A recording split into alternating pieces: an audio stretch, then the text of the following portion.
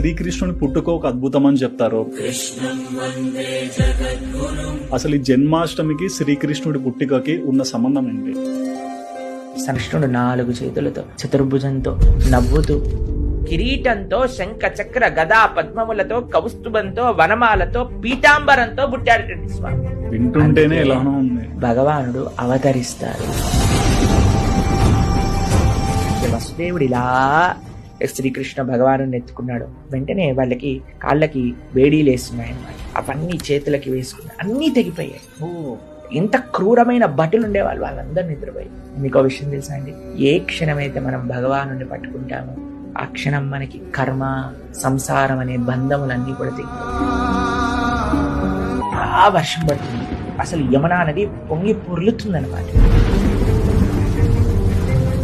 యమునా నది ఇలా దారిచ్చేసింది.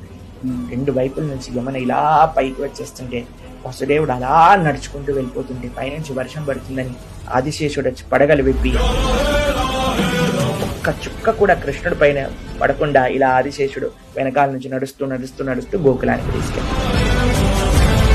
గోకులం ఎందుకు వచ్చారు కృష్ణుడు?